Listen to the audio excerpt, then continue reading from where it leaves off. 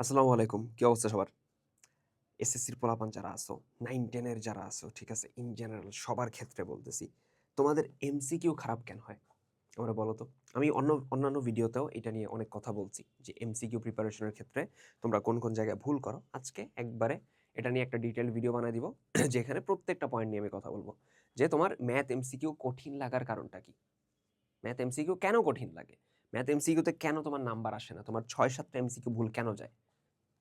কখনো ভাইবা দেখছো যে আমার এমসিকিউর ঝামেলাটা কেন হইতেছে? ১ম ঝামেলা যেটা, তোমরা এমসিকিউ প্রিপারেশনই নাও না। তোমরা ভাবো যে আচ্ছা কোনো মানে দৈব শক্তির কারণে তুমি হলো এমসিকিউ পেরে যাবা।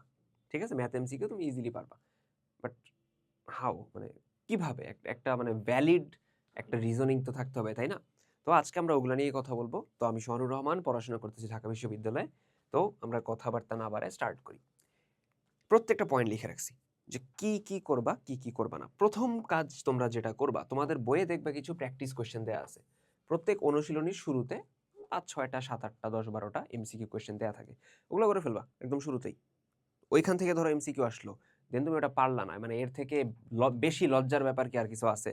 যে আমার বইয়ের অনুশীলনীর এমসিকিউ আমি ওটা পারিনি। ওটা করে ফেলবা। তো এটা একদম বেসিক জিনিস গেল। ওটা নিয়ে আর কথাবার্তা বলব না।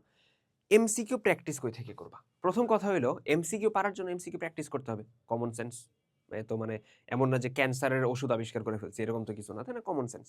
তো প্র্যাকটিস কই থেকে করব? তোমার টেস্ট পেপার অথবা গাইড যেটাই আছে তোমার কাছে, হোয়াটএভার যেটা আছে, সেখান থেকে বিগত ৫-৬ বছরের প্রশ্ন, বোর্ড কোয়েশ্চেন, বিগত ৫-৬ বছরের বোর্ড কোয়েশ্চেন সলভ করব। অ্যান্ড একদম থরোলি প্রত্যেকটা কোয়েশ্চেন যেন আমার করা হয়। বোর্ড কোয়েশ্চেন ৫-৬ বছর আমি সলভ করলাম। এখন সলভ করার ক্ষেত্রে সলভ করবা, আমি আজকে ওইগুলো নিয়ে কথা বলবো। কি করবা, কিভাবে করবা। তো বোর্ড কোয়েশ্চেন সলভ করবা। এটা সলভ করলেই প্রবলেমটা মিটে যায়। বাট করার ক্ষেত্রে তোমাদের প্রসেসটার মধ্যে ঝামেলা থাকে। প্রথমত এমসিকিউ যখন সলভ করবা, আমাদের এমসিকিউ শর্টকাট জানতে হবে। অনেক এমসিকিউ আছে যাদের দেখা যায় যে একদম ইজিলি জাস্ট অ্যান্সারটা দেখে মানে এমসিকিউটা দেখে অ্যান্সার বলে দেয়া যায়। এমসিকিউটা দেখে অ্যান্সার বলে দেয়া যায়। ঠিক আছে? তো আমরা এই শর্টকাটগুলা শিখবো, যেগুলা আমাদের 9-10 এ যদি থাকো, আমাদের 9 এর অথবা 10 এর যেকোনো একটা একাডেমিক এরিনা যে কোর্সটা আছে, আমাদের একাডেমিক প্রোগ্রাম, ওটার মধ্যে দেখবা যে আমরা এমসিকিউর এই টুকটাক জিনিসপত্র নিয়ে কথাবার্তা বলি। এসএসসি 26 যারা আছো, যারা এসএসসি দিবা কিছুদিন পরে, তাদের দেখবা যে এলআরবি কোর্স যেটা আছে আমাদের রিভিশন প্রোগ্রাম, যেটা লাস্ট শর্ট রিভিশন প্রোগ্রাম, ওখানে দেখবা এমসিকিউর আলাদা ক্লাসই দেয়া আছে। তো এমসিকিউ শর্টকাটগুলা খুবই ইম্পর্টেন্ট। করলা এমসিকিউ শর্টকাট। দেন ক্যালকুলেটর বলে একটা জিনিস আছে না? ক্যালকুলেটরে মিডল টার্ম করা যায়। ক্যালকুলেটরে ইকুয়েশন সলভ করা যায়। ক্যালকুলেটরে অনেক কাজ করা যায় যেগুলা তোমার হাতে কলমে করতে গেলে তোমার ২-৩ মিনিট ওখানে খরচা হবে। তো এই জিনিসপত্রগুলো আমরা শিখব। ঠিক আছে? ক্যালকুলেটরের এই জিনিসপত্রগুলো আমাদের অবভিয়াসলি শিখা লাগবে। সো এই জিনিসপত্রগুলো তুমি শিখলা, এগুলা শিখার পর দেন আমি কোয়েশ্চেন সলভ করব। ধরতে পারছি? এমসিকিউ শর্টকাট, ক্যালকুলেটর হ্যাকস এগুলা করার পর দেন আমি কি করব? কোয়েশ্চেন সলভ করব। আর যারা এলআরবিতে আসো, এলআরবিতে দেখবা আমরা এমসিকিউ ক্লাসের মধ্যে এগুলো করা রাখছি। এমসিকিউ ক্লাসটা করে দেন তোমরা কোয়েশ্চেন সলভিং এ যাবা। বাট তোমার কোয়েশ্চেন তোমারই সলভ করা লাগবে। বিগত ৫-৬ বছরের বোর্ড কোয়েশ্চেন তুমি নিজে বসে সলভ করবা। বাট সলভ করার ক্ষেত্রে তোমরা যেই জায়গাটাতে প্যারা খাও, আচ্ছা ভালো কথা, ৫-৬ বছরের বোর্ড কোয়েশ্চেন করার পর কারো যদি মনে হয় যে ভাই আমি আরো সলভ করতে চাইতেছি, স্কুলের টেস্ট পরীক্ষার কোয়েশ্চেনগুলো সলভ করতে পারো। টেস্ট পেপার কিনবা, বা কারো কাছে গাইড থাকতে পারে, পুরান বছরের টেস্ট পেপার অনেকে কালেক্ট করে। তো যেইখান থেকেই নাও না কেন, আমরা স্কুলের টেস্ট পরীক্ষার প্রশ্ন সলভ করতে পারি বেটার।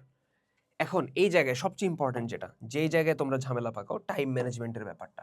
তোমরা এমসিকিউ সলভ ঠিকই করো, বাট প্রপার ওয়েতে করো না।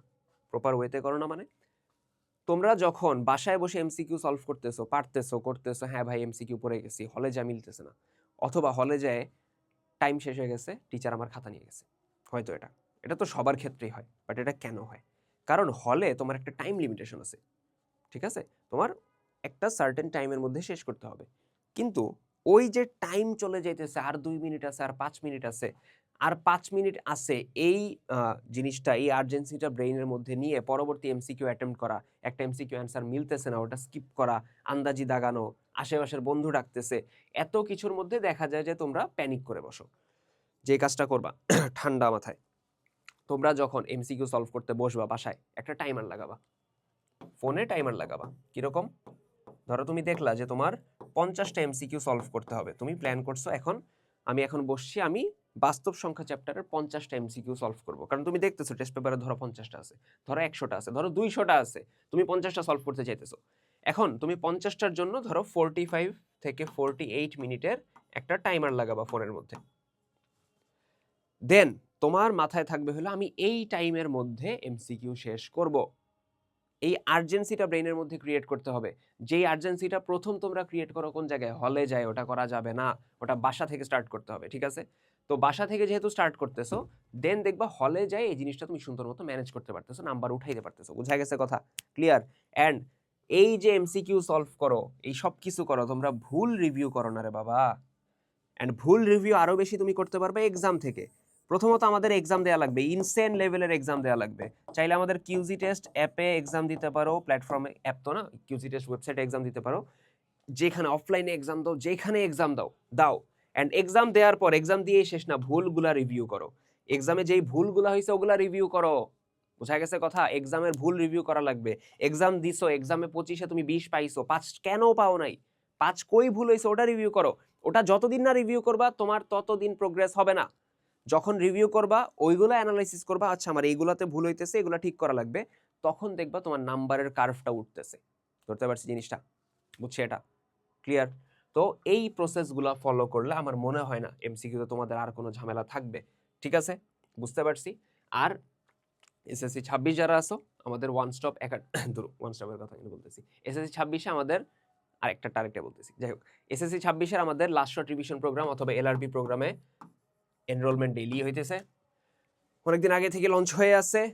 অ্যান্ড যারা এখনো ভর্তি হও নাই, এখনো ভাবতেছো যে আমাদের পড়াশোনার অবস্থা ভালো না, গুছায় উঠতে পারতেছি না, কই থেকে শুরু করব বুঝতেছি না, তারা দেরি না করে আজকে ভর্তি হয়ে যাও। আর নতুন যারা 9-এ উঠতেছো, 10-এ উঠতেছো, জানুয়ারি মাসে নতুন তোমরা নতুন ক্লাসে উঠবা, আলাদা একটা আমেজ আছে, ঠিক আছে? তো আমরা তোমাদের জন্য নিয়ে আসছি হলো আমাদের একাডেমিক এরিনা, যেটার ব্যানারটা এখানে নাই, মুখে বলতেছি, যেইখানে আমরা তোমাদের 9-এ হইলে 9-এ, 10-এ হইলে 10-এ, যেটার পুরা একদম physics, chemistry, math, higher math, সবগুলা, বায়োলজি, সবগুলার একাডেমিকের ক্লাস সহ, এক্সাম দেওয়া সহ, মানে সম্পূর্ণ একটা প্যাকেজ রাখা আছে। তো দেরি না করে যাদের ভর্তি হওয়া লাগবে ওটা এনরোল হয়ে যেতে পারো। আর যাদের, আবারও বলতেছি, এসএসসির পোলাপান 26, এসএসসি 26 স্পেশালি, দেরি না করে এলআরবিতে ভর্তি হয়ে যাও, টাইম নাই কিন্তু।